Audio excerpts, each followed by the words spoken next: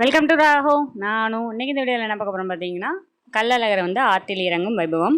இது வந்து எங்கேன்னு பார்த்தீங்கன்னா, மானாமதுரை ஸ்ரீ ஆனந்தவல்லியம்மன் சோமநாதர் கோயில் இருக்கும். ஸோ இங்கே வந்து கள்ளழகர் வந்து ஆற்றுல இறங்குவாங்க. நீங்கள் வந்து பொதுவாக வந்து மதுரை அந்த மாதிரி ஏரியாவில் தான் கேட்டிருப்பீங்க. பட் வந்து மானாமதுரையில் வந்து ஆற்றுல இறங்குவார். அப்புறம் பரமக்குடி அப்படின்ற ஊர்லேயும் ஆற்றுல அழகர் இறங்குவார். இங்கே வந்து பார்த்திங்கன்னா ஆனந்தவல்லியம்மன் சோமநாதர், பரமக்குடியில் வந்து பார்த்திங்கன்னா மீனாட்சி சொக்கநாதர் தான். அதே மாதிரி மதுரையிலே வந்து மீனாட்சி சொக்கநாதர் தான். ஸோ அழகர் வந்து பார்த்திங்கன்னா அவங்களுக்கு கல்யாணம் ஆகிடும். ஸோ அதனால் கோவத்தில் வந்து ஆற்றுக்குள்ளே இறங்குவார்.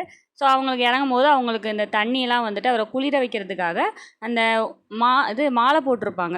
ஒரு மாதம் அந்த மாதிரி விரதம் இருந்து அழகர் சாமி கும்பிட்றவங்க வந்து அவங்க விரதம் இருந்து இந்த மாதிரி மாலை போட்டு அவங்க வந்து தண்ணி வந்து பீச்சு அடிப்பாங்க. அந்த சாமி மேலே பீச்சு அடிப்பாங்க. நம்ம மேலேயும் வந்து தீர்த்தம்னு சொல்லுவாங்க. ஸோ அந்த மாதிரி நாங்கள் எல்லாருமே இப்போ வந்து ஃபேஸில் போய் வாங்குவாங்க. அந்த பீச்சு அடிச்சுட்டு அப்புறம் பார்த்திங்கன்னா இந்த சாமிக்கு வந்து இந்த பூவெல்லாம் தூக்கி போடுவாங்க. அப்புறம் வந்து கொலக்கட்டை வந்து குழந்தை வந்து ரொம்ப நாளாக பேசாமல் இருக்குது அப்படின்னா வேண்டிக்குவாங்க. இந்த மாதிரி வந்து குழந்தை வந்து பேசிடுச்சு அப்படின்னா நான் வந்து கொலக்கட்டை செய்கிறேன் அப்படின்ற மாதிரி வேண்டிக்குவாங்க. செஞ்சுட்டு என்ன பண்ணுவாங்கன்னா, சாமி இந்த மாதிரி போகும்போது சாமி மேலே ஒரு சாஸ்திரத்துக்கு ஒரு 2-3 தூக்கி போட்டு மற்ற எல்லாருக்கும் வந்து கொடுத்துருவாங்க.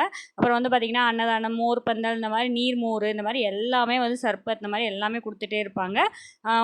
இது வந்து மண்டபப்படி ஒவ்வொரு மண்டபப்படி இருக்கும். இப்போ 13 நாள் திருவிழானா அந்த 13 மண்டபப்படி இருக்கும். ஸோ ஒவ்வொரு நாளைக்கு ஒவ்வொருத்தவங்க வந்து செலவு பண்ணுவாங்க.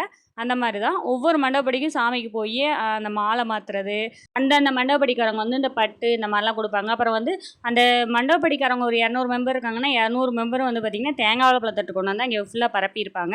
ஸோ அதை ஃபுல்லாக உடச்சி ஆல்ரெடி வச்சுருப்பாங்க. சாமி வந்த உடனே அதை வந்து நெய்வேத்தியம் பண்ணுற மாதிரி பண்ணிவிட்டு அதை வந்து அவங்கவுங்க தட்டு எடுத்துகிட்டு போவாங்க. அம்மாவுமே எல்லாமே தேங்காய், வாழைப்பழம் எல்லாமே வச்சு எப்போயுமே வருஷம் தட்டு எடுத்துகிட்டு போவாங்க. எடுத்துகிட்டு போய் சாமி கும்பிட்டு வருவோம். இந்த மாதிரி எல்லா மண்டபப்படி வந்து 13 மண்டபப்படிக்கும் அங்கே இந்த மாதிரி கூரை போட்டு ஆற்றுக்குள்ளே வச்சுருப்பாங்க. ஒவ்வொரு மண்டபப்படிக்கும் உள்ளே போவார். போயிட்டு ரிட்டன் வெளியில் வந்ததுக்கப்புறம் லாஸ்ட்டாக வந்து அந்த தேர் இருக்கும் ஆற்றுக்குள்ளே. ஸோ தேரில் வச்சு அவரை கூட்டிக்கிட்டு திருப்பி ரிட்டன் வந்து கோயிலுக்கு கூப்பிட்டு வந்துடுவாங்க. கூட்டி வந்துட்டு அவர் வந்து அங்கே ஒரு இடம்னு சொல்லுவாங்க, ராமர் கோயில் சொல்லுவாங்க. அங்கே தான் இன்றைக்கி வந்து ஸ்டே பண்ணுவார் நைட்டு. ஸோ அங்கே போய் அந்த ராமர் கோயிலில் போய் நைட்டு போய் பார்த்துட்டு வந்து சாமி கும்பிடுவாங்க. இந்த மாதிரி வந்து மூஞ்சில் வந்து இந்த தண்ணி வாங்கிட்டு வரணும். அது வந்து தீர்த்தம் நல்லதுன்னு சொல்லுவாங்க. ஸோ அதனால் போய் வாங்கிக்குவாங்க. இந்த தேரில் தான் வந்து பார்த்திங்கன்னா ரிட்டன் அவரை வந்து அப்படியே அந்த குதிரை வாகனத்தோடையே கொண்டுட்டு போவாங்க. எங்கள் ஊரில் மட்டும்தான் வந்து பார்த்திங்கன்னா இந்த குதிரை இருக்கும், மரக்குதிரை மாதிரி ரெடி பண்ணியிருப்பாங்க. மதுரை பரமக்குடியிலலாம் வந்து பார்த்திங்கன்னா தங்க குதிரையில் தான் வந்து கள்ளழகர் போவார். எங்கள் ஊரில் மரக்குதிரையில் பெயிண்ட் அடித்து வெள்ளை குதிரையில் வராரு அப்படின்ற மாதிரிலாம் பாட்டு இருக்கும். ஸோ அதுதான் ஃபேமஸ், அவ்வளோதான். ஆனால் இப்போ ஒரு 10 இயர்ஸாக வந்து பார்த்திங்கன்னா எங்கள் ஊர் திருவிழாவுமே ரொம்ப பயங்கர ரஷ்ஷாக இருக்குது. ஏன்னா மதுரையில் வந்து 5 மணிக்குள்ளே இறங்கிடுவார். ஸோ மதுரையை முடிச்சுட்டு மதுரையில் சாமி பார்க்க முடியாதவங்க மானாமதுரை வருவாங்க. ஏன்னா எங்கள் ஊரில் வந்து 11 மணி 10 மணி அந்த மாதிரி தான் ஆற்றுல அழகர் இறங்குவார்.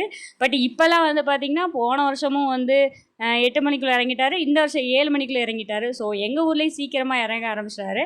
அவ்வளோதான். இது போன்ற வீடியோக்கள் தொடர்ந்து பார்க்க நம்ம சேனலை சப்ஸ்கிரைப் பண்ணுங்கள், லைக் பண்ணுங்கள், ஷேர் பண்ணுங்கள். தேங்க்யூ.